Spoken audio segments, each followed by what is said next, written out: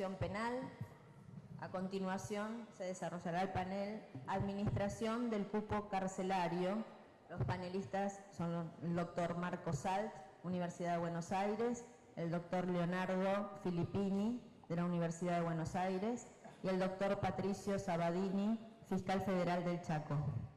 Coordinador, el doctor Ariel Garín, del Centro de Estudios de Ejecución Penal, y la relatora, la doctora Paula Marisi, secretaria de Ejecución Penal de la provincia de Mendoza.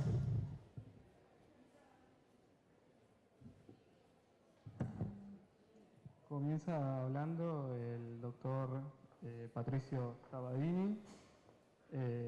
Bueno, él es doctorando en Derecho por la Universidad Nacional del Nordeste, especialista en Derecho Penal por la Universidad de la Cuenca del Plata, investigador visitante de la Universidad de Salamanca, España, y del Instituto Max Planck de Derecho Penal Extranjero e Internacional de Friburgo, Alemania, y actualmente se desempeña como fiscal federal de la ciudad de Resistencia, Chaco.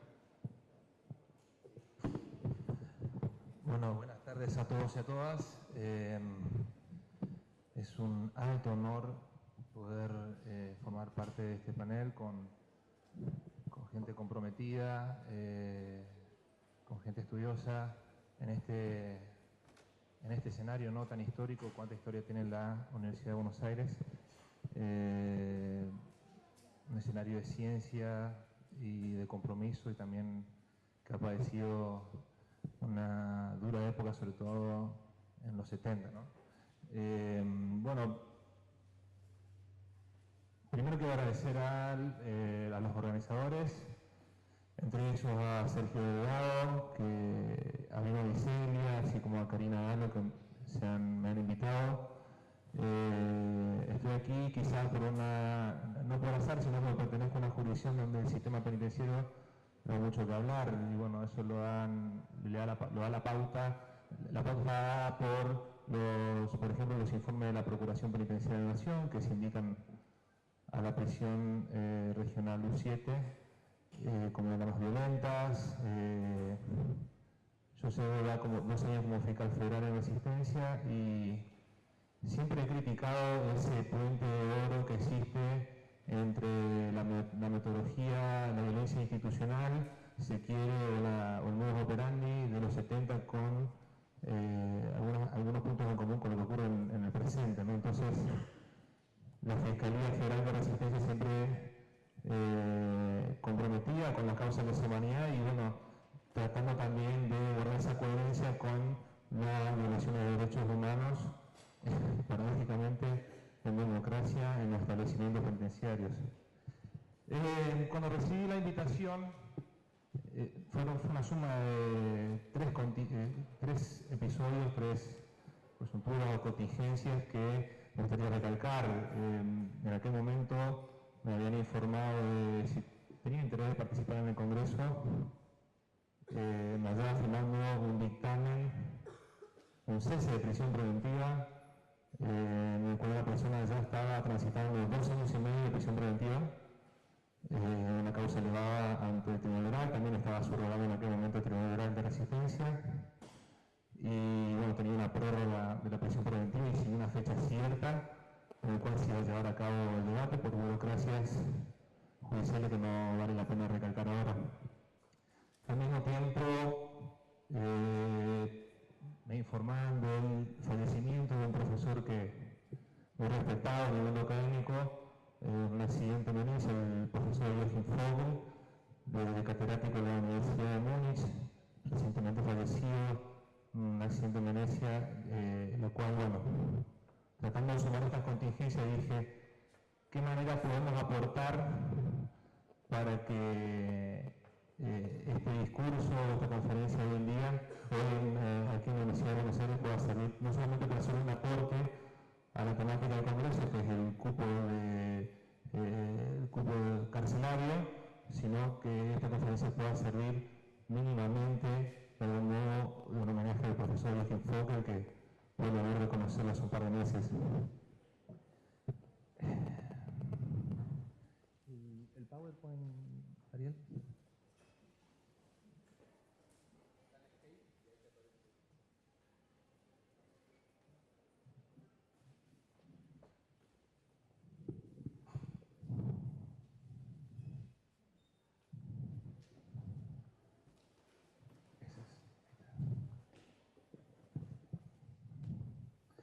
El tema por el cóctel de lo titulé prisión preventiva, cupo de procesados y compliance. Una mezcla bastante extraña porque la mitad del título refiere a la, si se quiere, a la parte más selectiva, toca la parte más selectiva del sistema penal, y la compliance es el otro extremo, que tiene que ver con el derecho penal empresarial.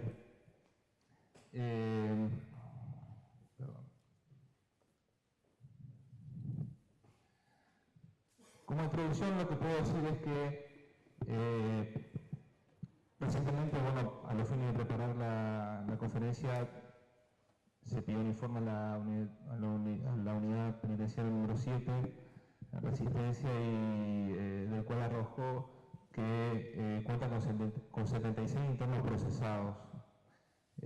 Son diferentes pabellones, lo cual algunos de ellos, por ejemplo el número 8, cuenta con 44 procesados y casi en condiciones de hacinamiento, teniendo en cuenta la estructura de los pabellones. Esto tiene que llamar la atención del siguiente modo. Esto hay que verlo no desde el punto de vista solamente del cupo procesados, sino que el problema tiene que identificarse mucho antes que lo que tiene que ver con la tramitación de las causas, porque estamos hablando que la prisión preventiva es accesoria, en este caso las causas se van llevando a cabo, y necesariamente hay que hacer hincapié directamente en lo que ocasiona de que tengamos un cupo determinado de procesados. Y ahí está el problema, que es la burocracia estatal o la cuestión del papeleo judicial, que yo os indico como una de las causas que tiene hoy a que varios procesados estén atravesando ya la prórroga de los 2 años bajo prisión preventiva, ¿no? Lo que yo puedo advertir es que este plazo está siendo determinante como una brújula a los fines de tener en cuenta si tiene que seguir siendo privados de libertad de modo preventivo, y no se hace hincapié en las situaciones de hecho. Ya saben, ya lo indicó la Corte Suprema en Nápoles, ya lo ha sindicado también la Cámara Nacional de Casación Penal y la Cámara de Apelación de lo Criminal y Correccional de esta ciudad, en los fallos Maquieral y Barbará. Ya lo había anunciado también el más llamado precedente Díaz de Zuna, en mi opinión, el informe de la Comisión Interamericana de Derechos Humanos en la causa Dante Pereira Novazo contra Uruguay, y recientemente, bueno, no tan reciente, en el año 2009, la causa Barreto Leiva versus Venezuela de la Corte Interamericana de Derechos Humanos, en el cual la prisión preventiva no tiene que ser peor que la pena que se puede poner en una determinada causa, ¿no? O sea, esta cuestión de la prohibición de exceso. Quedémonos con esta cuestión de la prohibición de exceso, porque eso es lo que nos va a ayudar a nosotros a determinar qué es lo que queremos proponer ahora.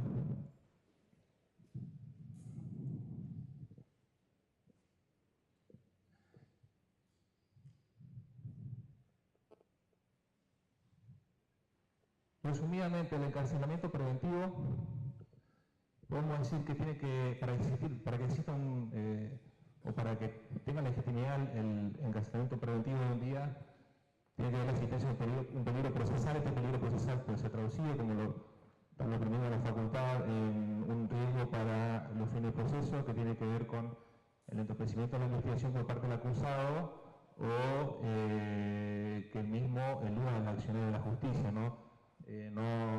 Acá hay otra cuestión que me está preocupando, que hay en este año electoral y algunos proyectos de ley que están circulando, que están queriendo incorporar como límite al cese de prisión preventiva la cuestión de la peligrosidad del imputado, y evitar así que se cometan delitos en caso de recupere la libertad, ¿no es cierto? Esto ya tiene que ver con el derecho penal material sobre los fines perseguidos por la pena, lo cual es muy criticado desde el punto de vista constitucional. Tiene que estar sujeto a plazo razonable, que quiere decir que, más allá de que la ley, en este caso la 24390, prevea un plazo de 2 años, esto no tiene que ser determinante. Esta es la crítica que hacíamos hoy. Son las circunstancias fácticas que determinan si tiene que estar privado de libertad en modo preventivo o no el acusado. Es una medida excepcional, tiene que ser utilizada como última ratio, o sea, si hay medidas alternativas, deben ser tenidas en cuenta. Y respecto justamente a la proporcionalidad, lo que decíamos hoy, no tiene que ser ni materialmente ni temporalmente peor que la pena que pueda llegar a imponerse al acusado.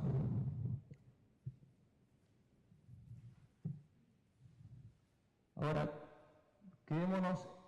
pasamos a la parte del derecho penal empresarial, que es una propuesta que yo deseo efectuar, que es lo que tiene que ver con la compliance. ¿Cómo podemos nosotros combatir esta cuestión o por lo menos aminorar la situación de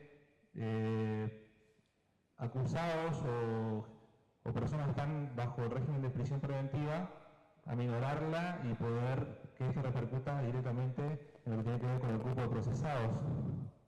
Pues bien, pero para eso tenemos que tener en cuenta qué significa compliance, que se ocupa o lo utiliza en el derecho penal empresarial y que el profesor Fogel muy bien lo ha trabajado. La compliance, resumidamente, son mecanismos en el cual, luego sobre todo la crisis del 29, y con el desarrollo luego de los movimientos globalizadores y la revolución tecnológica y viviendo en un estado, en una sociedad de información, son mecanismos que se obligan a las empresas para la prevención de delitos y para tratar de lograr un cumplimiento mejor, lo más adecuado posible del derecho vigente, resumidamente.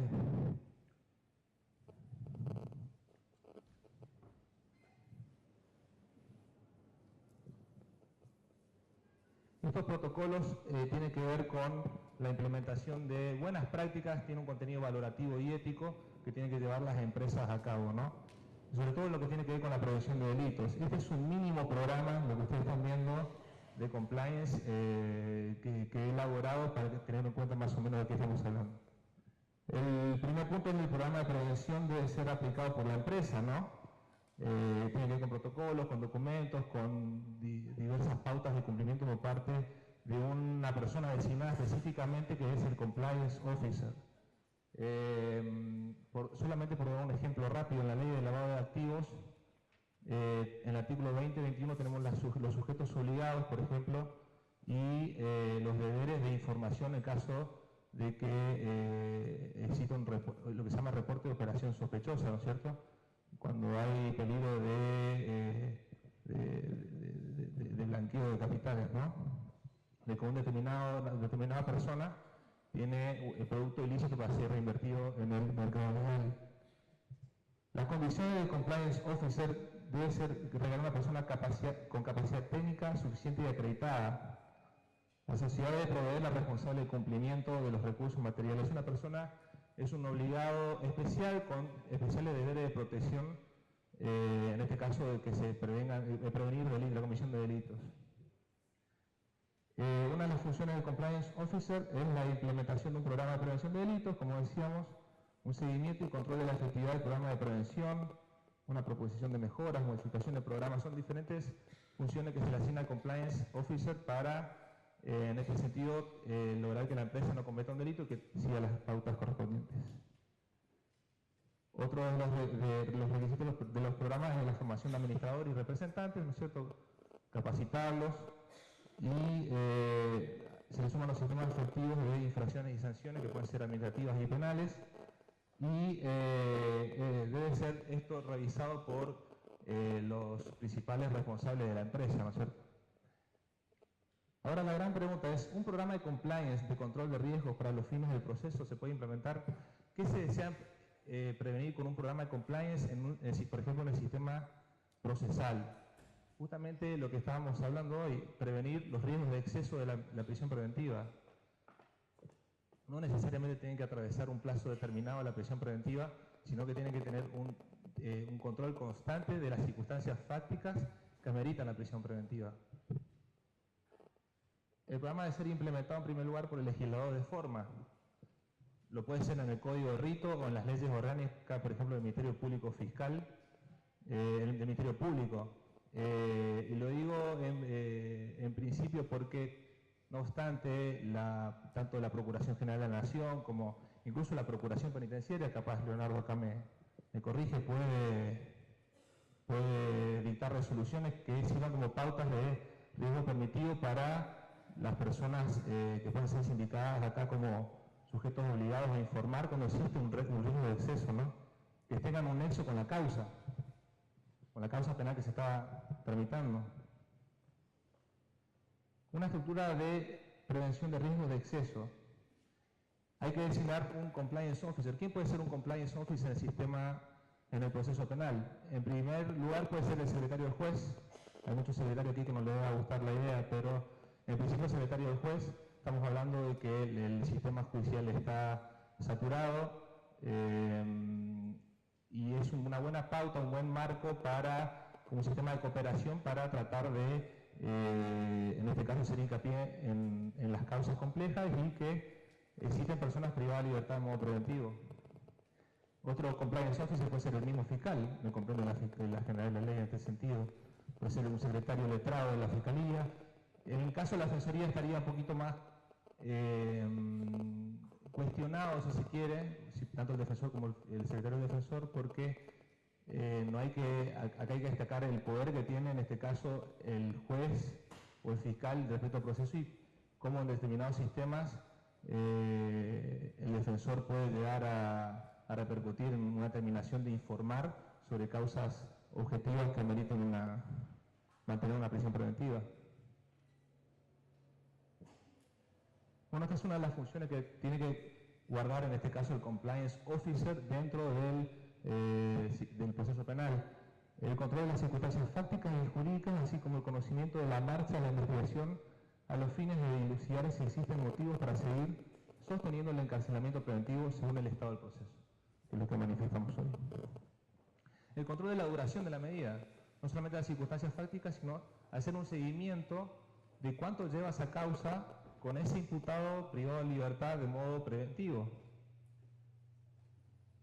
Esto tiene mucho que ver con la función anterior, que es el reporte periódico, semanal o mensual de la situación procesal del acusado. Pareciera como que sobrecargamos y estamos queriendo deslindar responsabilidades al juez en este sentido.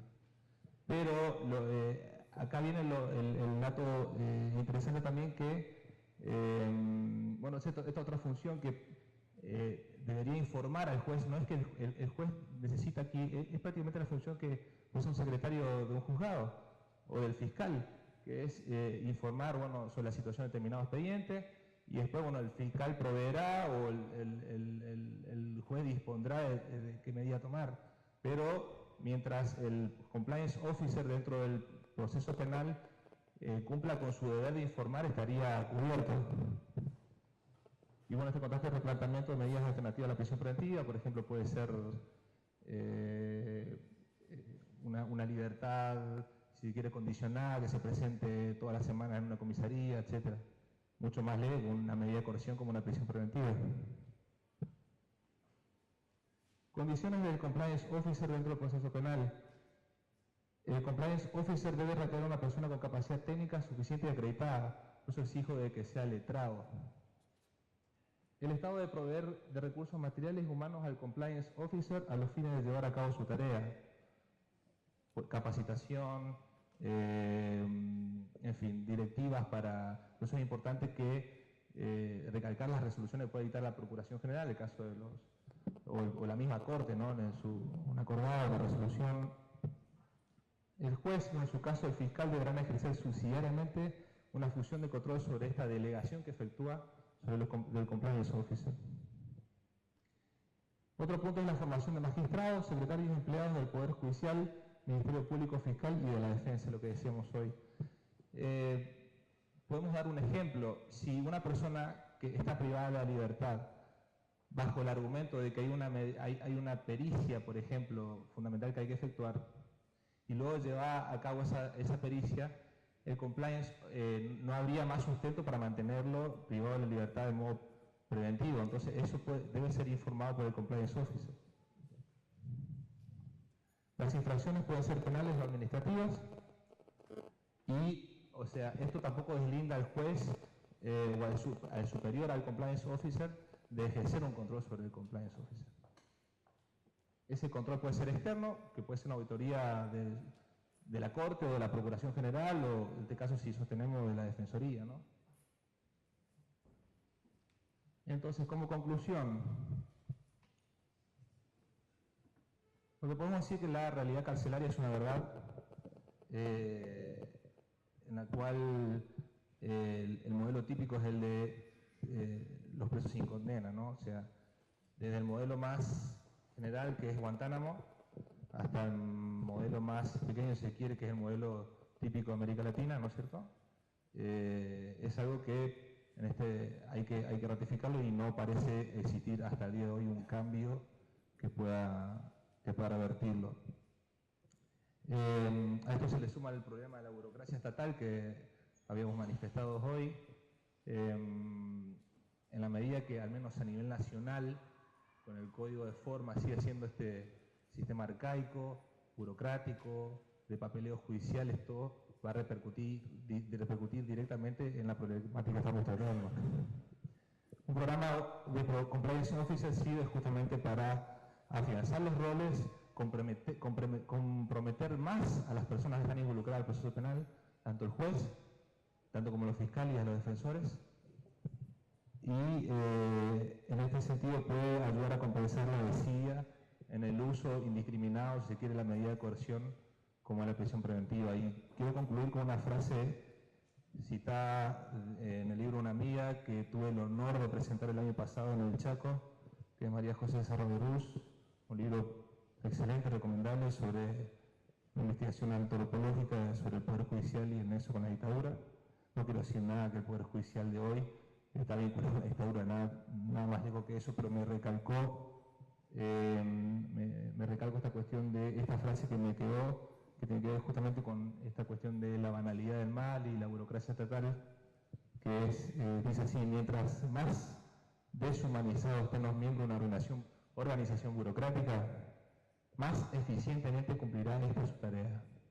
La normalidad de las prácticas burocráticas, carentes de cualquier tipo de emoción, es la que permite transformar hechos horrorosos en rutinas laborales. Muchas gracias.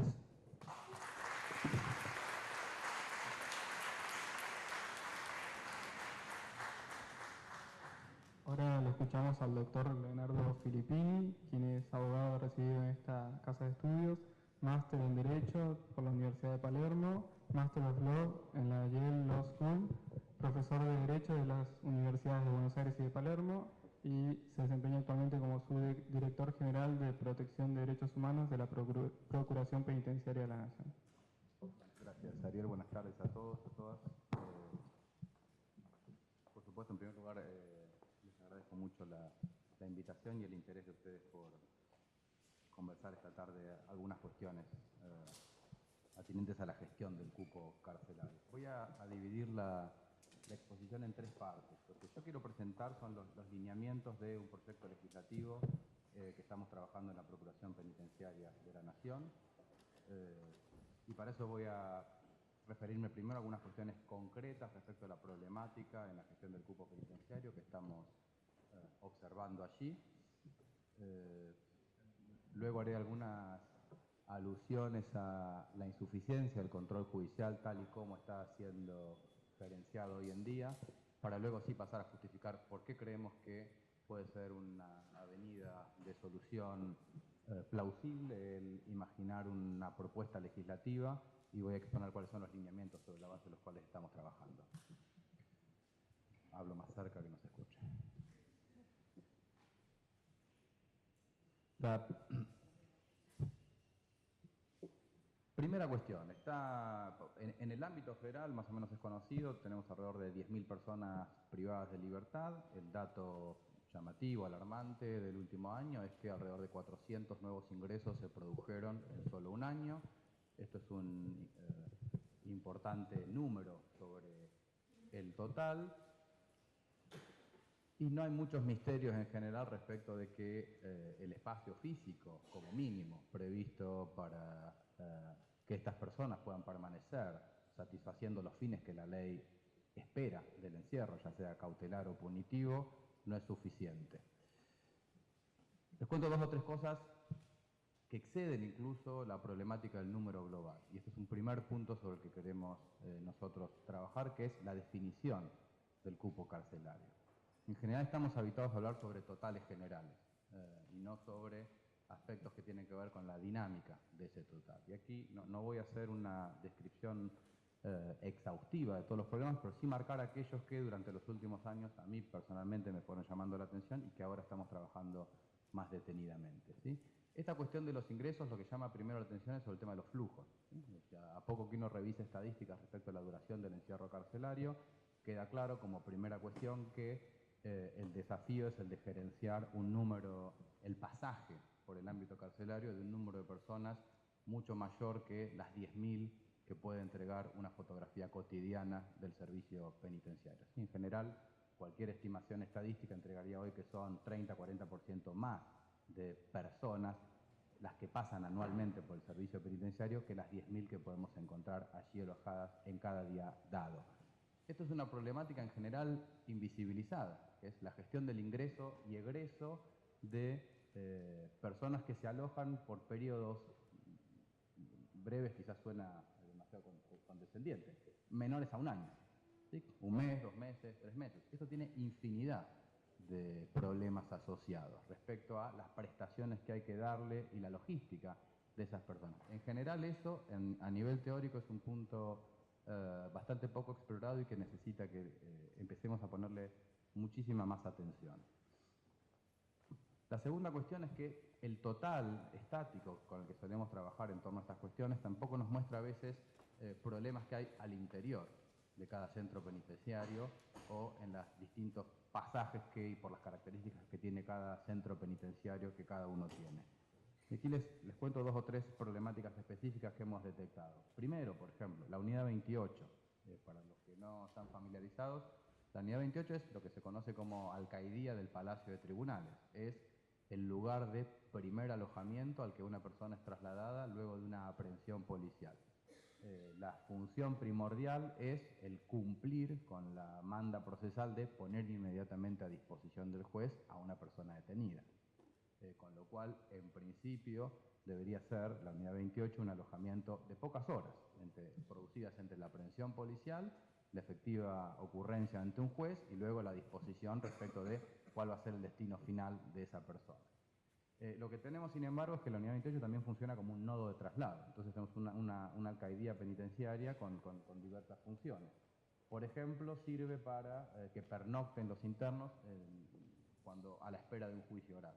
En aquellos casos en los que los tribunales deciden comenzar temprano con sus audiencias y no quieren o no pueden confiar en que un traslado a primera hora de la madrugada podría ser efectivo para 9 en punto de la mañana siguiente comenzar el juicio. Entonces lo que tenemos sistemáticamente en la unidad 28 son alojamientos asociados que no tienen que ver con la función primordial de comparecer ante el juez inmediatamente. Todo el funcionamiento del cuerpo médico forense está asociado también a la labor de la alcaidía del Palacio de Tribunales, con lo cual los turnos que se pierden, los informes psiquiátricos, los controles de rutina que hay que repetir, etcétera, etcétera, se reflejan también en la cantidad de personas que hay en la unidad 28. Y finalmente es como el punto el nodo, a partir del cual se despliegan luego traslados a otras unidades penitenciarias y que a veces también redundan en estancias prolongadas porque no es posible obtener un cupo en una unidad penitenciaria de una provincia, por ejemplo, si ese fue el destino de una persona, o porque no hay cupos en la unidad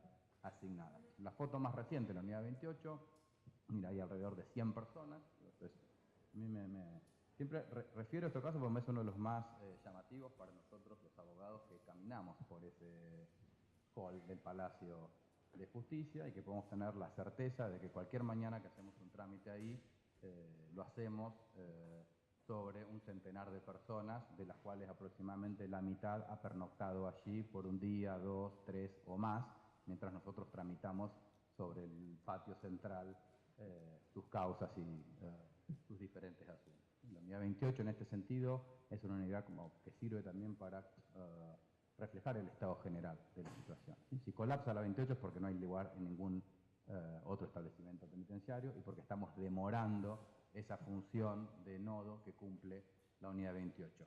Sobre las condiciones no me quiero extender, hay que cerrarlo. Segunda cuestión asociada, o que plantea también el dilema de una definición consustanciada con los derechos humanos de qué es el cupo penitenciario. Problemática concreta, el complejo penitenciario federal de la Ciudad Autónoma de Buenos Aires, la cárcel de Devoto. Allí, digo esto porque es el que tengo conocimiento de causa, pero sin duda la situación se replica en muchas otras unidades penales. Lo que tenemos son la utilización, una práctica sistemática de utilización de sectores no destinados a la finalidad de alojamiento para tal fin, para el alojamiento permanente de personas. Emblemáticamente son los retenes, digamos, los jaulones que hay en los distintos lugares para facilitar los traslados o para momentáneamente ubicar a los internos, a las personas detenidas mientras se espera un examen de ingreso o algo por el estilo, que están siendo utilizados regularmente como lugares de alojamiento permanente. Hay alrededor de 60 personas en esta condición, por lo menos en Devoto, y esto se replica en todas las unidades, por lo menos las federales, que son las que detectamos nosotros más regularmente. Última cuestión de la problemática. Lo que quiero darles con esto es como una foto. Es decir, el número en general está bien. Hay 10.000 cupos denunciados por el Servicio Penitenciario Federal y más o menos ese es el número de internos. Lo que quiero hacer es desafiar y problematizar ese número y decirles, miren, es insuficiente. Recorramos cualquier cárcel y evidentemente la dinámica de lo que debería ser el cupo carcelario delata que no hay 10.000 cupos en el Servicio Penitenciario Federal. Primero porque necesitamos administrar y gerenciar a 15.000 personas que pasan por año por ahí. Y por otro lado porque aunque haya 10.000 personas, no es cierto que las prestaciones sean las adecuadas para 10.000 personas en situación de encierro carcelario. Termino con el último ejemplo, que quizás es el más dramático. En los penales de jóvenes adultos se ha venido regularizando una práctica que algunos llaman como tercerización de la violencia o autonomización del control de pabellones y que, dicho en buen criollo, sencillamente es que el control interno de la sectorización en los penales queda en gran medida sujeto a la discrecionalidad, uso y abuso de las personas que ya viven ahí. Dicho muy llanamente, aquel que tiene ascendiente sobre el resto de la población define si una nueva persona que se aloja en ese lugar va a ser aceptada o no por sus compañeros.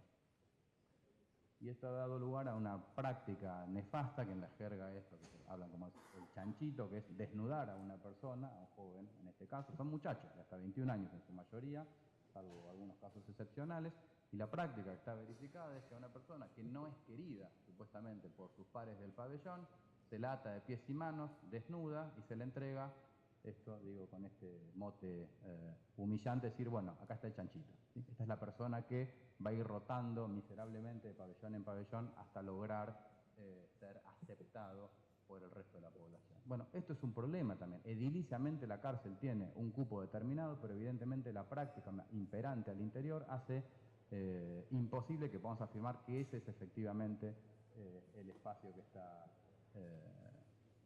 concretamente en uso. Acá tenemos un problema entonces. Segunda parte, lo que yo quiero decir, ¿qué hacemos en general o cuál ha sido hasta ahora la práctica de reacción frente a esto? Bueno, los controles judiciales. Y acá el dilema que yo quiero plantear es que tal vez el control judicial se presenta como una opción insuficiente, ¿sí?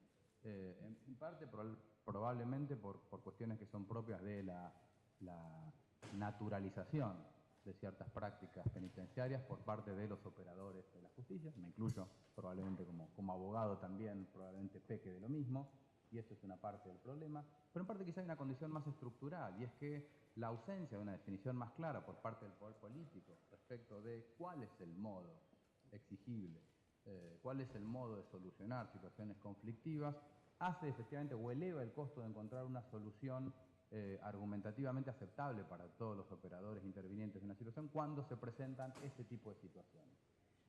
Lo que tenemos entonces son, en el caso argentino, por ejemplo, el modelo del fallo Verbitsky. Es un caso donde ciertamente se enuncian principios preclaros respecto de la necesidad de que alguien controle, y en esto probablemente se anuda bastante con esta idea de que efectivamente haya alguna agencia encargada de controlar y de preventivamente ir monitoreando la situación. El punto que uno podría hacer es que el control judicial no es esa agencia, y ahí se tomaría parte de la exposición que hacía Patricio recién es, hay un problema en el control judicial que es la indeterminación del remedio y en la indeterminación estructural de cuál es el tipo de conflicto sobre el que estamos trabajando. Mencioné Berbitsky, en el caso de California, conocen Coleman versus Plata, esta disputa de 20 años entre distintas organizaciones y la gobernación de California respecto primero de la situación de pacientes psiquiátricos e enfermos y luego respecto de la superpoblación total. Para cualquiera que se detenga a leer la decisión de la Corte de los Estados Unidos en Coleman versus Plata, va a ver que es, de algún modo, tiene una reminiscencia a lo que son tal vez algunas de las observaciones que habían hecho, creo, en su momento Arquivay o Fay respecto al fallo Berbitsky. Bueno, ¿cuál es el papel de los jueces en esto? Y está claro que hay un enunciado general que es correcto, que la Constitución pide cárceles sanas y limpias y que la realidad que estamos verificando se da de patadas con ese precepto constitucional.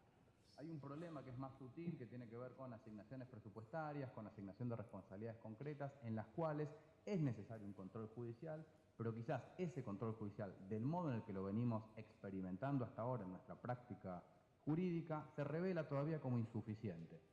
Una parte de esa insuficiencia, creemos, y con esto paso a la tercera cuestión, podría solucionarse a través de o por medio de un instrumento legislativo que exprese de modo más contundente, más sofisticado, cuáles son los mecanismos de solución que queremos darle al problema de la superpoblación y superar conflictos que a veces suscitan las órdenes de clausuras parciales, las soluciones ad hoc que algún magistrado da, las órdenes de internación en contra del criterio médico tratante de que efectivamente una persona merezca estar o no internada, en fin, todo el universo de situaciones que probablemente todos ustedes conocen y que a veces traba o dilata, genera un costo agregado a la relación del Poder Judicial en su función de control del Poder Legislativo.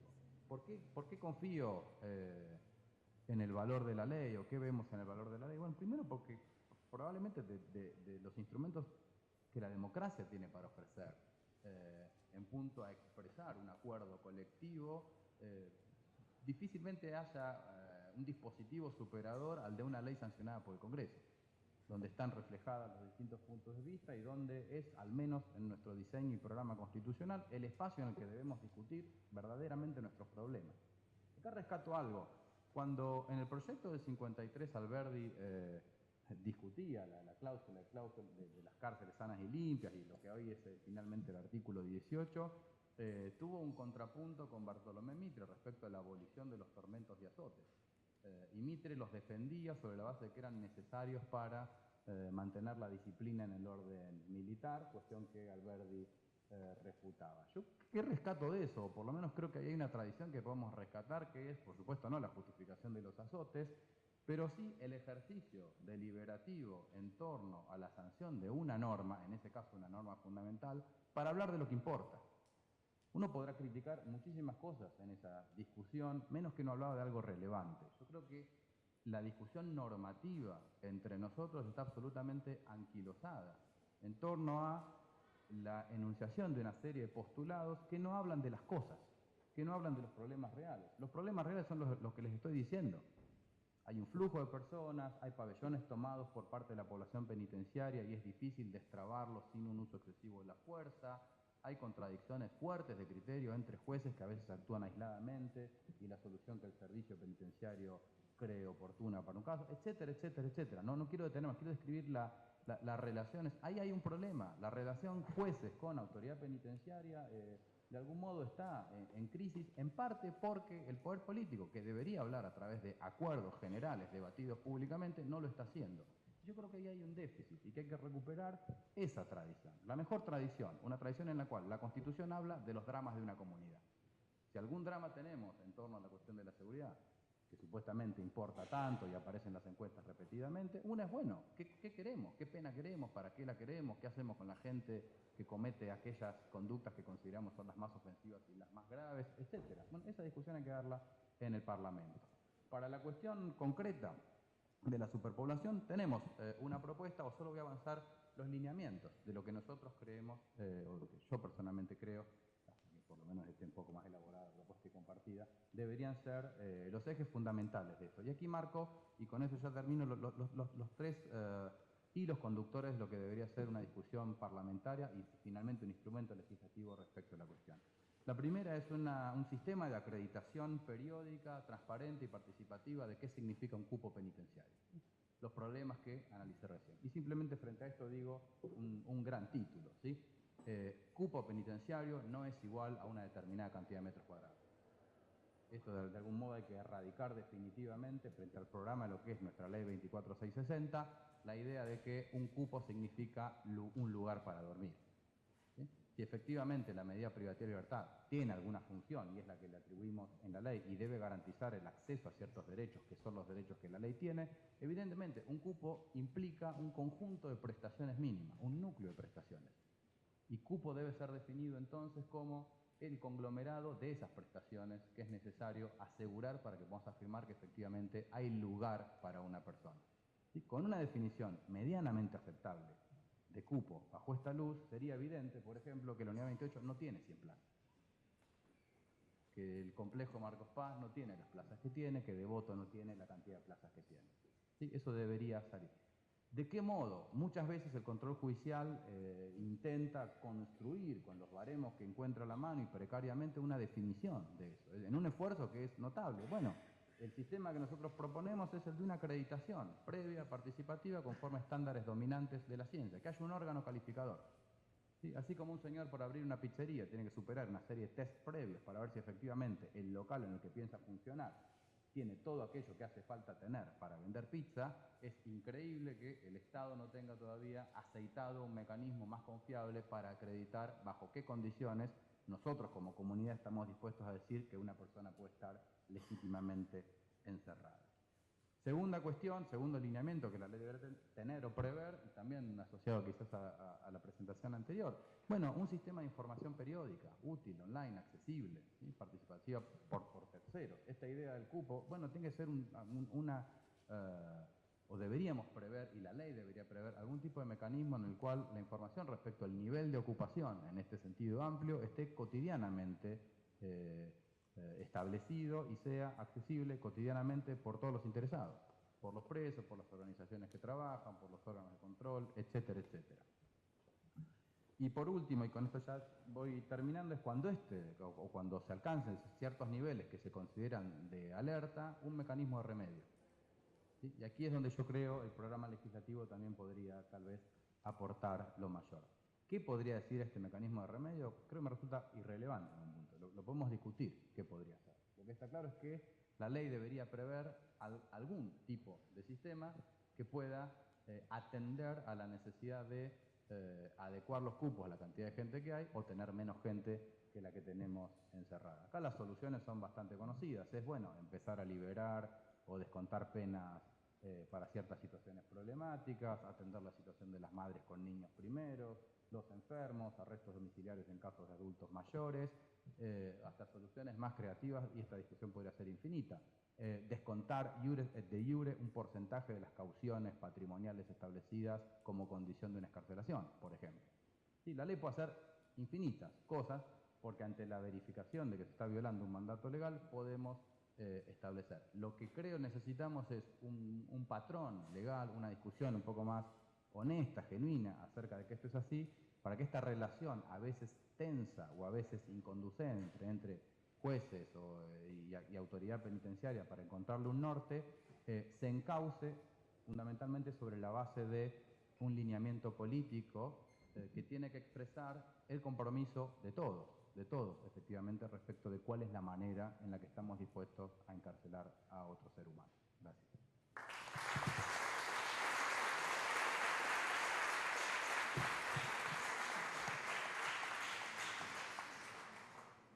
Escuchamos ahora al doctor Marcos Salt, profesor de Derecho Penal y Procesal Penal de esta Facultad de Derecho y fundador y exdirector del Centro de Estudios de Ejecución Penal. Bueno, buenas tardes. La verdad que hacía mucho que no me tocaba compartir un panel con Leo y que él fuera más pesimista que yo todavía. Me alteró la tarde, digamos, hoy está más pesimista que yo. Sin embargo, tengo algunas coincidencias y algunas disidencias. Yo también voy a ser pesimista y voy a ser un poquito, en algunos temas, un poquito más pesimista que él. Pero la verdad, Leo, estás en un periodo especial. No sé si será la madurez o será no sé qué le vino de golpe, pero antes me acusaban a mí de ser el pesimista. Obviamente hay cuestiones jurídicas que creo que están totalmente ya afianzadas y sabidas por todos. ¿Qué significa la sobrepoblación carcelaria desde un punto de vista jurídico? Desde un punto de vista práctico, Leo lo acaba de definir muy bien. Tenemos que nosotros podemos decir es alojar mayor cantidad de gente de la que podemos tener alojada brindando las condiciones carcelarias mínimas. Obviamente esto es divino como frase, pero tenemos que saber cuáles son las condiciones carcelarias mínimas. Entonces, si no sabemos cuáles son las condiciones carcelarias mínimas, podemos tener a una administración que nos dice, bueno, acá tengo lugar para 5.000, pero nosotros no tenemos un criterio para saber si esos 5.000, y creo que los criterios y las experiencias prácticas que da Leo son muy, muy elocuentes. También creo que tenemos totalmente aclarado ahora, antes quizás era discutible, que el alojamiento en condiciones carcelarias en sobrepoblación implica de por sí una violación a la norma de condiciones carcelarias adecuadas o constituye un trato inhumano degradante. Podíamos llegar a generar dudas, algunas dudas se había generado con la reacción con la que había quedado el habeas corpus correctivo. Yo creo que a partir del fallo Berbisky, por lo menos para la realidad argentina, el tema está totalmente aclarado en el máximo tribunal, que alojar a más personas de las que se nos está permitido como Estado nos constituye una violación o una agravación de las condiciones de detención. Esta violación de las condiciones de detención debería llevar, unido al derecho al habeas corpus, debería llevar a la libertad o a la solución inmediata de la situación de sobrepoblación. Esto desde un punto de vista jurídico, digamos, para tener claro de qué estamos hablando. Cuando hablamos de sobrepoblación estamos hablando que estamos violando garantías constitucionales frente a las personas a las que teóricamente estamos encerrando porque cometieron un ilícito penal. O sea, tenemos al Estado cometiendo un ilícito frente al ilícito que cometió la persona que está privada de libertad. Creo que en esto estamos más o menos de acuerdo. Y acá empieza mi parte negativa, o si quieren, pesimista. Yo creo que este partido lo venimos jugando hace muchísimos años. Diría, desde el regreso a la democracia venimos jugando este partido. Y creo que estamos perdiendo, que seguimos perdiendo. Y creo que las herramientas que vienen surgiendo de nuestros propios ámbitos, con esto me refiero a la universidad, organizaciones de derechos humanos, sectores preocupados por la realidad carcelaria, jueces de ejecución, no han dado resultados, estamos perdiendo. Ahora que tenemos que, San Lorenzo tiene que jugar de nuevo con River, yo le diría a Pizzi que revise, porque si perdimos el partido anterior vamos a perder el próximo, digamos. Si no hace algún cambio, evidentemente algún problema tenemos. Nosotros venimos repitiendo las mismas estrategias en los últimos 20 años. Y la verdad que las estrategias que de buena fe confiamos que iban a dar resultado, entre ellas, por ejemplo, la judicialización de la ejecución y la presencia de los jueces de ejecución, peleada en toda América Latina, no dio resultado.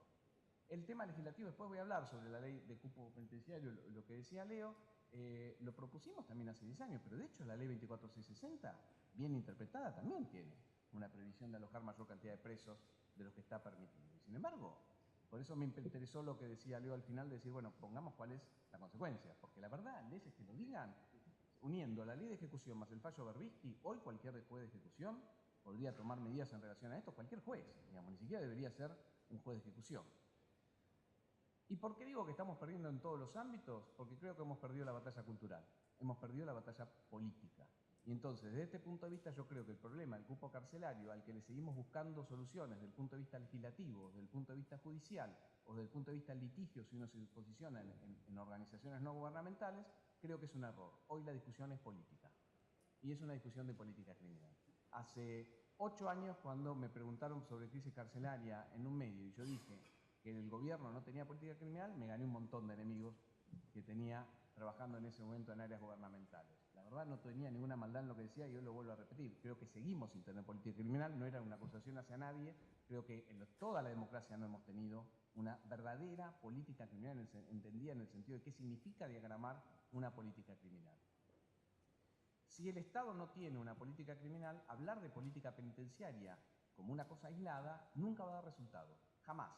Yo creo que es imposible que dé resultado trabajar sobre política penitenciaria si no tenemos una política criminal definida en el ámbito de la discusión estatal. Que puede, como dice Leo, ser el Parlamento. A mí me parece que el Parlamento es insuficiente todavía como ámbito de discusión, creo que habría que ampliarlo. Digamos, de hecho, si uno le muestra la ley 24660 a un extranjero que viene a la Argentina y dice, esta es la ley que nos deja en la Argentina, y dice, qué bien que están las cárceles en el país. Y todo uno va a la cárcel y no sabe que la cárcel no está así. O sea, y ahí tuvimos una discusión legislativa, tenemos definiciones, tenemos absolutamente todo lo necesario y sin embargo nadie lo cumple. Si ustedes ven, vamos a probar algunos de los ejemplos en los que creíamos. Control, mecanismo de control.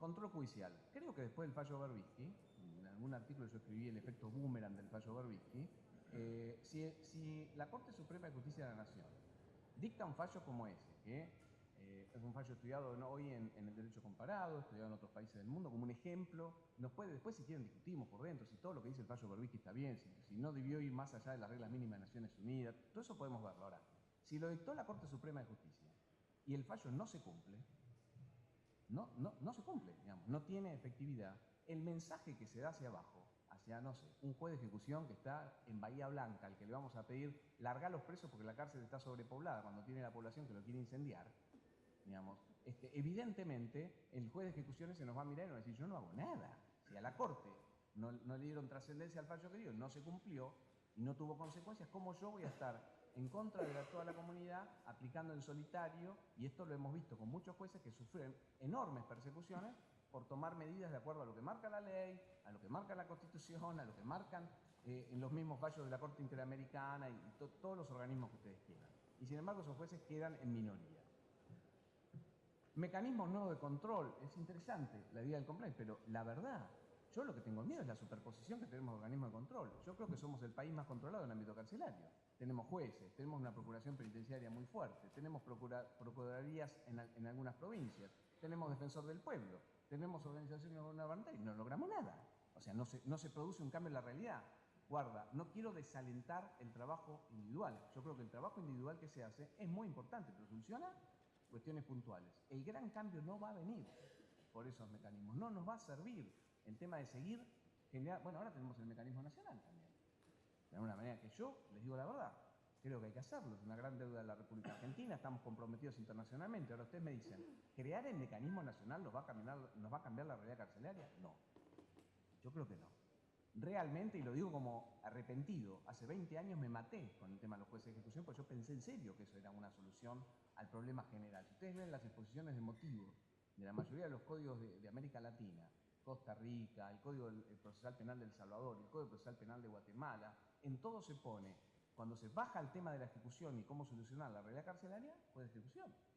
La medida del juez de ejecución como que era la panacea de la gran reforma iniciada con el advenimiento de la democracia. Usted me dice, ¿está mal? No, está bien que haya juez de ejecución, está bien que cumpla una función judicial. Coincido con Leo, no es el mejor órgano de control, de garantía. Creo que tiene que estar para las decisiones judiciales que implica la etapa de ejecución, digamos, pero no ha sido el resultado, no se ha obtenido el resultado que esperábamos. ¿Cómo hacemos entonces para dar esta pelea? Creo que tenemos una pelea por delante, que es una pelea política, que no es una pelea solo jurídica, creo que al contrario, que es menos jurídica. Después vendremos con los instrumentos como el que propone Leo, que me parece muy interesante, que además, Leo, lo propusimos varias veces. Incluso una vez que se le propuso al Consejo Penitenciario Federal, o sea, a los directores del servicio penitenciario de todo el país, la idea de un cupo penitenciario. Lo propuso Zaffaroni en la ley penitenciaria de Costa Rica, lo escribimos con Alberto Binder en la ley penitenciaria de El Salvador en el año 1993, y yo les aseguro que no cambió la situación carcelaria de El Salvador, no sé si hay alguien del Salvador, digamos, pero no cambió, digamos, y está puesto el tema de la prohibición de sobrepoblación carcelaria. La pelea que vamos a tener que dar es política, y no es una política penitenciaria, es una pelea por una política criminal diferente en el país. Que por una vez realmente los órganos del Estado se pongan a trabajar en una política criminal en donde la política penitenciaria, o qué es lo que vamos a hacer con la etapa del encierro carcelario, está inmerso dentro de esa política criminal, que no se inicia con el derecho penal. Y acá no quiero decir obviedades, digamos, se inicia con una política de prevención, tiene que ser una política interministerial, tiene que estar al máximo nivel del Estado, mucho más cuando, como decía Leo, el tema seguridad hoy está tan instalado en la sociedad. Entonces, ese tipo de medidas son las medidas que yo creo que nos pueden generar un cambio real. Requerimos una política mediática. O sea, si nosotros no logramos, y hasta ahora creo que hemos perdido esa pelea, si nosotros no logramos explicarle a la sociedad por qué esto es importante y de qué manera esto se verifica con su seguridad individual que los tiene tan preocupados, o sea, por qué el diseño de una política criminal con determinados principios realmente a largo plazo genera una mejora en la seguridad de toda la población, la pelea está también perdida. Van a seguir siendo intentos individuales. ¿Qué hacemos en el mientras tanto? Porque obviamente esto va a llevar tiempo. Por un lado, iniciar esto. Esto hay que empezarlo. Ahora ustedes me dicen, bueno, ¿y qué hacemos en el mientras tanto? En el mientras tanto sí, yo creo que son importantes todas estas medidas que podamos tener, la mayor cantidad de organismos de control, porque estamos solucionando situaciones individuales en una coyuntura. Lo que yo veo para la República Argentina y para muchos países de la región también, es que vienen épocas muy duras, en donde yo, lejos de ver un achicamiento del sistema penal, veo un agrandamiento del sistema penal. Entonces, si vamos a tener una coyuntura que va a ser muy complicado, obviamente yo no puedo esperar a que estas políticas nuevas que estoy iniciando y que no creo que puedan llevar menos de 5 o 10 años, den resultado. Para ese intermedio creo que son importantes leyes como la que propone Leo, una discusión en el Parlamento, modificaciones normativas que solucionen, sabiendo ya de antemano que vamos a estar enfrentados a un derecho penal bastante represivo y que esta pelea va a ser una pelea bastante complicada. ¿Qué me preocupa, y esto lo dejo así como planteo, qué me preocupa de este proceso de necesidad de diseñar un nuevo programa nacional de política criminal? Creo que hoy estamos más lejos que hace 5 años, lamentablemente. O sea, cuando hace 5 años yo empecé a darme cuenta que las soluciones que yo tenía para el tema carcelario no servían, que realmente lo que yo hacía no servía, y ahí por eso que no me hayan visto en jornada de ejecución, que haya dejado de escribir sobre ejecución, digamos, empecé a pensar que lo que yo hacía no estaba sirviendo. Creo que había un mejor escenario del que tenemos hoy. No veo hoy una articulación política importante alrededor de estos temas, ni ideas demasiado buenas alrededor de estos temas, ni en el gobierno ni en la oposición, digamos. O sea, con el agravante de que hemos, por ponerlo en términos de los que juegan a las cartas, hemos jugado cartas muy importantes, porque los sectores progresistas de este país han tenido en los últimos años sectores de utilización de poder muy trascendentes. Gente de esta universidad ha estado representando a la universidad en lugares muy importantes del gobierno nacional y los resultados no han sido buenos. Entonces, frente a esta coyuntura, el tema de la participación de las organizaciones no gubernamentales creo que ha tenido una pérdida de agenda importante también. La mezcla entre la sociedad civil y el Estado ha sido muy importante y no se ha traducido en resultados que podamos ver todavía. Entonces, frente a esta realidad, creo que va a requerir un nuevo reordenamiento y además tenemos una gran presión pública y una gran presión de los medios que nos está llevando por arriba, digamos. O sea, hoy es muy difícil salir a explicar lo que antes quizás era más sencillo explicar hace 5 años. Hoy estamos en una peor situación. ¿Es posible? Obviamente que es posible, pero si no lo hacemos con esta seriedad, si en vez de sentarnos a discutir con honestidad, admitiendo que vamos a tener problemas de seguridad en el país, y las discusiones son cambiadas por se crea un plan federal de construcción de cárceles sin ponerme a discutir entre las provincias, en dónde es necesario, dónde no es necesario, sin contar con datos estadísticos. Hoy no hay en la República Argentina la información que uno necesitaría en serio para diagramar un proyecto de política criminal, cuando hay un sector de la oposición que les hablan del mapa del delito. ¿Qué mapa del delito? Digamos, no hay nadie trabajando seriamente, ni en el gobierno, ni en la oposición, en la posibilidad de hacer un programa integral que recurra a todas las herramientas, más allá del derecho penal, que tienen que ver con el tema. Todas las herramientas que tengan que ver con el tema. La ley que propone Leo a mí me parece fundamental, es importantísima, hace un montón de... Ahora, tengamos en cuenta una cosa. Si no vamos a tener quien aplique esta ley, vamos a estar en la misma. Yo hoy me animo a decir que esta ley está vigente. Digamos. O sea, hoy, con el artículo de la ley 24660 que prohíbe alojar más internos de los que son posibles, y con una corte que me ha fijado estándares, nos gusten o no nos gusten, podemos discutir si el tema de lo que decían los metros, qué estándares fijamos, pero la corte ha dicho cuáles son los estándares. Y los jueces no tienen el poder, no por una cuestión de acusación personal hacia los jueces, no tienen el poder hoy, frente a una opinión pública que los tiene infravalorados en un 80% de la población que no cree en el Poder Judicial. Es muy difícil que esa ley pueda... Yo no veo hoy a un juez yendo a una unidad carcelaria diciendo cierro porque hay sobrepoblación y decido que a estos 500 presos los mando a la casa porque no estamos cumpliendo con las normas constitucionales. Lo matan. No vive un solo día. Y si ustedes me preguntan desde el punto de vista estrictamente jurídico, ese sería el resultado, esa sería la resolución. Así que entonces, resumiendo, creo que el problema del cupo carcelario está dentro del problema de la administración de cualquier sistema penitenciario democrático. Creo que es el problema inicial para poder hacer un planteamiento de política penitenciaria. No hay ninguna posibilidad de política penitenciaria en una cárcel sobrepoblada, pero no creo que se solucione con las herramientas tradicionales que siempre hemos tenido. Es un problema político. Con esto no les digo no tenemos que trabajar, sí, en lo individual seguimos trabajando, que está en la Procuración, que está una fiscalía en la Fiscalía, los que son defensores en la Defensoría, defendiendo situaciones individuales. Pero cuando se vayan a dormir, sepan que así el problema general no se soluciona. Gracias.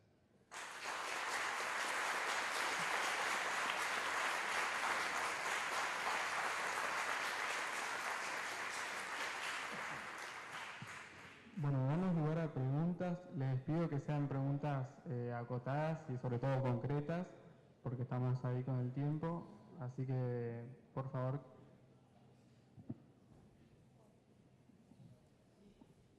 Buenas tardes. Al último ponente, doctor, ¿qué elemento tendría que tener esta política criminal que decía que podría ser un tema más de fondo, que ahí se ha perdido la batalla?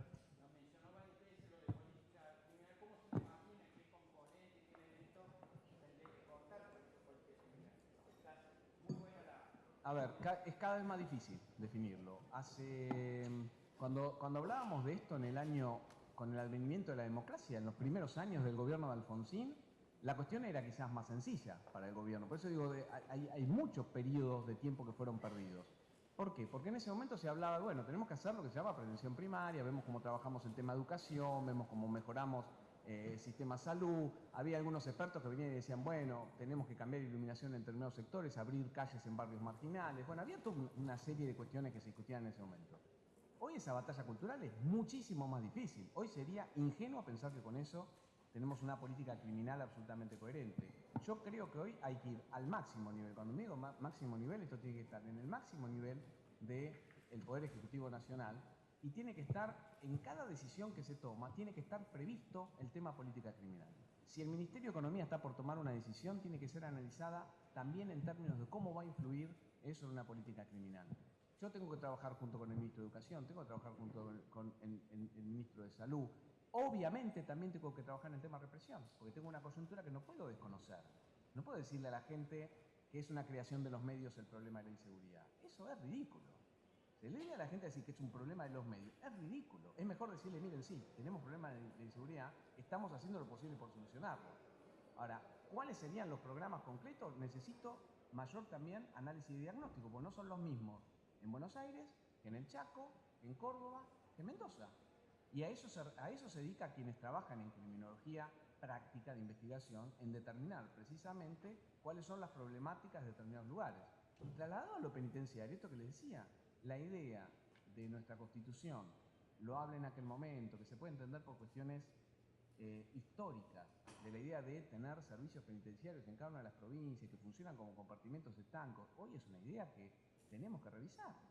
O sea, yo no puedo construir una cárcel modelo en San Luis y no estar pensando cómo influye eso o de qué manera, si me sirve lo que estoy gastando en un lugar para la otra provincia que está al lado.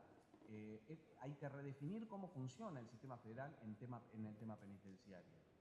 Ahora, es un trabajo realmente a 5 años. Ideas concretas, a mí tengo mis personales, pero como decía Leo, esto va a tener que discutirse en ámbitos parlamentarios, políticos, académicos, y además requiere, y en esto coincido con Leo, de una definición política.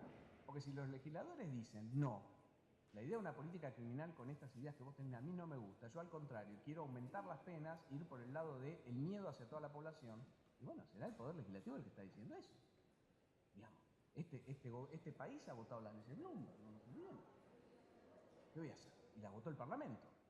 Ustedes me dicen, ¿sirvió para algo? No sirvió para nada, pero me llevó 5 años poder demostrar a la gente que no servía para nada. Porque el Parlamento lo votó, y en esto la democracia es así. En esto coincido con Leo, hay que llevar estas ideas, explicarlas, expresarlas en el Parlamento.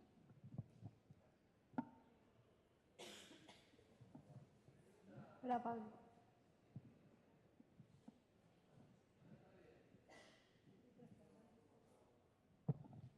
Sí, tanto a Marco Sal como a Filippini. Vos decías, el artículo 59 de la 24660 dice, o sea, ya hay un marco legal, no se puede superar el límite preestablecido, esto ya es una orden legal.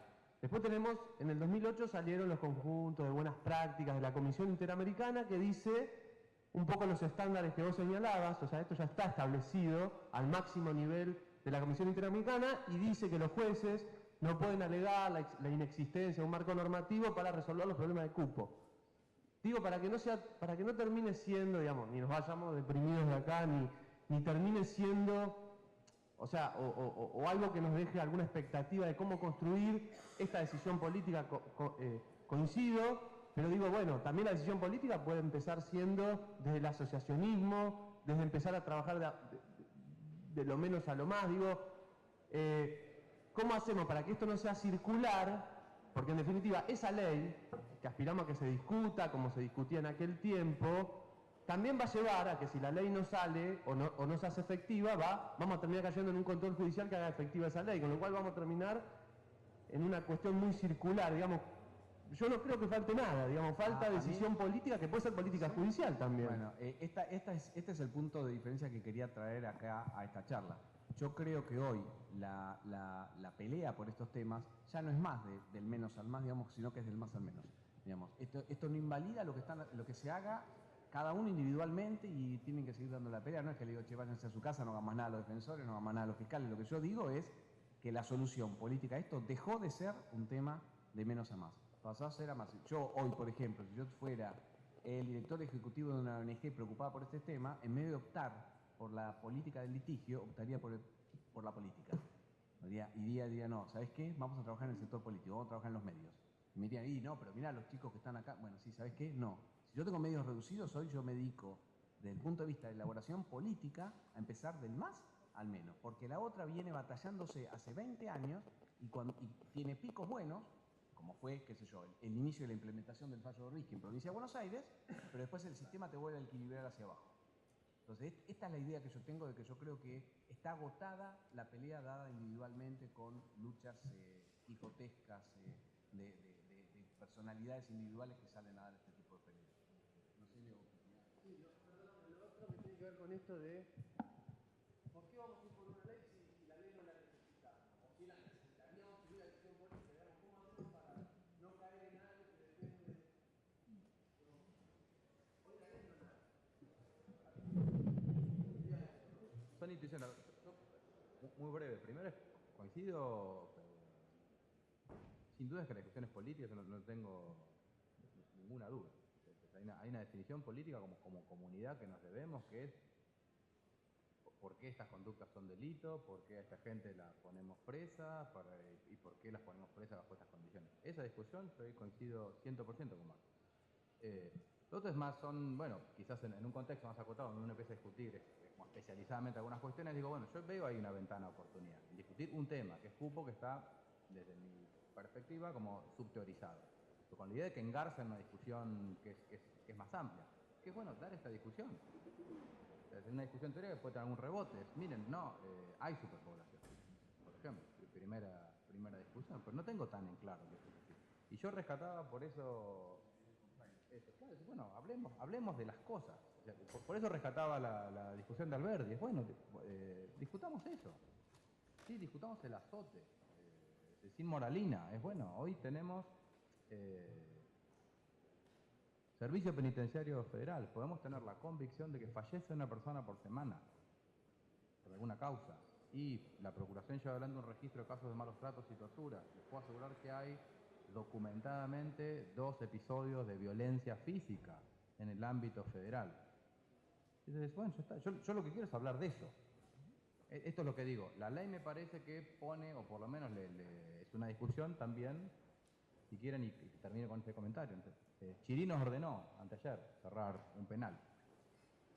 Y discute con las autoridades provinciales que dicen que es un irresponsable. Bueno, yo creo que una herramienta legal, una discusión un poco más sólida acerca de lo que está haciendo, lo ayudaría. Y esa es parte de la discusión política. Te da un plafón acerca de, no está creando de la nada una solución, tiene un fundamento lo que está haciendo, y la discusión es honesta también, en el sentido de, no, hablemos de efectivamente cuál es la condición, porque si no, el eje es si la seguridad es una sensación o un dato, que es una discusión idiota, sencillamente. Una discusión idiota, es las dos cosas, ya sabemos. Y la superpoblación, ni el juez es irresponsable, ni el problema deja de existir. Entonces me parecen modos, lo digo así como provocativamente, adrede, son modos idiotas de discutir. como adultos, integrantes de una comunidad política, lo que estamos haciendo. Porque lo que estamos haciendo es producir una muerte semanal y 2 episodios violentos.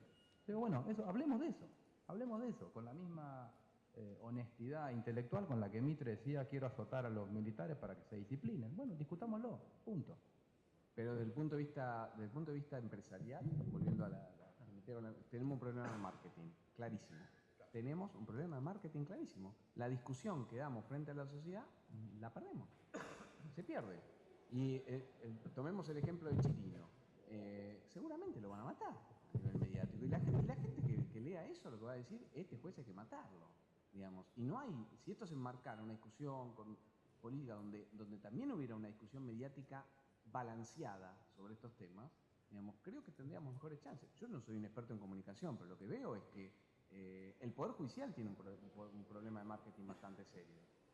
Ustedes se ponen a ver todos los males, y yo no soy un defensor de la corporación judicial, la ultranza, nada de esto, pero digamos, no es que el Poder Judicial tiene la culpa de la corrupción, de la violencia institucional, no, o sea, evidentemente no.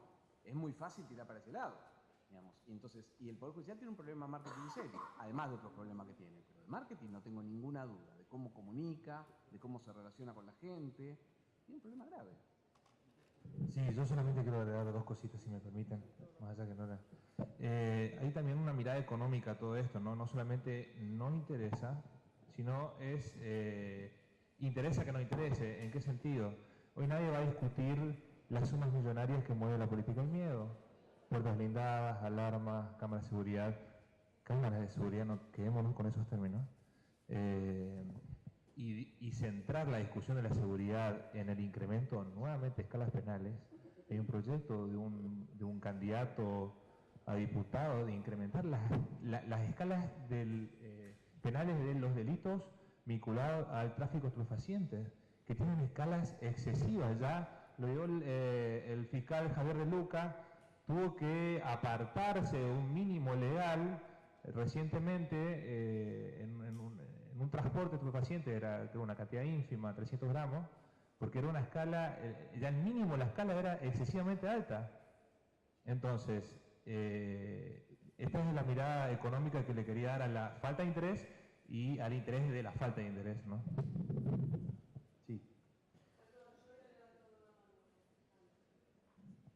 Es chiquito, cortito y te paso. Cortito. Tenía que ver un poco con lo que decía Marcos. Yo soy juez de ejecución penal de Mar del Plata. Y este dilema que nos planteamos todos los que operamos, y en particular en el tema de ejecución, está instalado. Lo que yo observo es que no deberíamos cesar o no deberíamos abandonar la decisión frente a este monstruo, este horror que es la cárcel, aun cuando sea individual. Y esto lo digo porque el principal problema, y suscribo lo que decís Marcos, es político, y creo que la decisión política está en la Corte. Por ejemplo, Berbisky no es que surgió de un día para el otro, sino que llegamos al año 2005 después de haber transcurrido más de 8 años. O sea que el principal problema no es, y en esto quizás es un pedido a que no abandonemos esta lucha, el principal problema tiene que ver con lo procesal.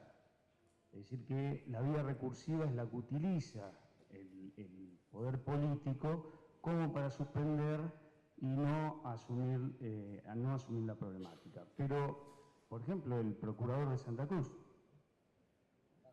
Hacemos reflexión sobre el procurador de Santa Cruz. Lo último que dijo la Corte es decirle al gobernador Peralta o no al gobernador Peralta, sino que se haga efectiva la investigación sobre la presunta comisión del delito de desobediencia. Pero ¿después de cuánto tiempo? O sea que por ese lado veo, como decimos Marcos, es como que está el fracaso. Digo, en los máximos niveles.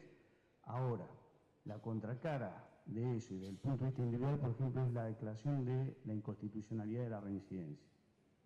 Que hoy estamos hablando de que hay muchísimos jueces que hayan declarado la inconstitucionalidad de la reincidencia, habla de que también desde lo individual tenemos que dar la batalla para que podamos modificar políticamente esto. Ahora, reconozco que el tema político está fundamentalmente en la Corte.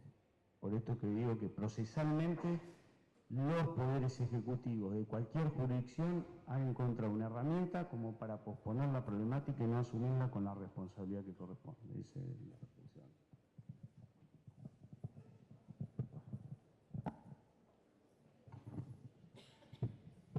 Última pregunta y terminamos. Bueno, en primer lugar aclaro de dónde soy Susana del Patronato de Liberados Bonaerense, trabajadora del Patronato de Liberados Bonaerense, para que se contextualizar desde dónde puedo preguntar yo, ¿no? Una de las preguntas es si no creen que también las políticas progresistas que quedan en lo discursivo también ayuda a que se pierda puntos ante la sociedad. Coincido plenamente en lo que acaba de exponer el doctor con respecto, y recojo el guante de que tenemos que participar también en política, llevando estos temas a las políticas, sin descartar ninguna de las otras luchas y emprendimientos individuales, organizacionales que se puedan dar. Pero me parece que también, y lo vivo, salvando las distancias, lo que tiene que ver con el encierro, a las personas que están en libertad, una política progresista como podría ser la del Patronato de Liberados, que se limita a hacerlo firmar una vez por mes y a decirle un montón de reglas de conducta que la sociedad no propicia que las pueda cumplir. Por ejemplo, y me quedo en eso, obligar a tratamiento psicológico cuando los CPA están destruidos en la provincia de Buenos Aires y de los demás lugares que están colapsados no quieren atender a la gente que tiene antecedentes penales. O, por ejemplo, los obligan a conseguir empleo o oficio en determinado lapso de tiempo y con sus antecedentes les es muy difícil, consiguen trabajos en negro súper explotados y además cuando consiguen trabajo nosotros ridículamente le decimos tenés que venir todos los meses en el horario de laburo y decirle a tu patrón que tenés la causa y que tenés que ir a... Entonces muchas veces las políticas, a veces me parece que cuando una política progresista no se hace a fondo estructuralmente, el rebote es para la derecha. Y me parece que esto también nos tenemos que replantear y los jueces lo tienen que conocer porque son los que nos mandan a nosotros lo que tenemos que hacer.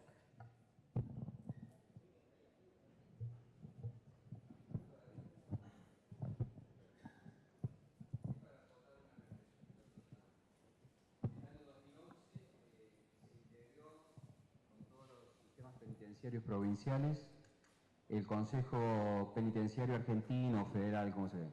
Desde que se integró no ha habido ni convocatoria ni funcionamiento. Entonces, para los sistemas penitenciarios provinciales sería muy bueno porque se daría un ámbito de discusión de importantes temas que hacen en la política penitenciaria y estoy seguro, y concuerdo con él, de que hay muchas cosas que podemos solucionar y podemos llevar adelante. Vuelvo a insistir, desde ese consejo está la posibilidad de discutir grandes temas de la política penitenciaria y la política criminal. Y la política criminal la podemos tener de manera preciosa, diría, pero si no tenemos complementada con una política educativa, social, económica, seguramente no va a dar el resultado. Ese es... Gracias. Hasta tal punto coincido con eso, yo creo que Leo, vos estabas con nosotros en esa época, hace ya varios años, yo ya no me acuerdo si esto fue 2005, la verdad que ha pasado tantos intentos de reformar esto, que habíamos hecho un equipo que lo que sosteníamos era la solución en el tema carcelario, o sea, la posibilidad de empezar a avanzar, es en el ámbito de ese consejo que además tiene obligación legal de ser citado, porque la ley 2460 lo exige, los funcionarios que no lo están citando están incumpliendo sus deberes, y la verdad que ese es un ámbito en donde podemos trabajar a nivel federal, en cómo se trabaja en la reforma carcelaria. Ahora, si no se cita y se prioriza, como yo les digo, esfuerzos individuales, me gasto 400 millones acá para hacer un centro, me gasto 100 acá, sin analizar entre todos cuáles son las necesidades a nivel federal, en lo que tiene que ver con política penitenciaria estamos perdidos. Y ese es un ámbito muy rico, porque ahí está la experiencia de lo que pasa todo el día, lo que decía Leo. Digamos, si no vamos a escuchar a la gente que está ahí todo el tiempo.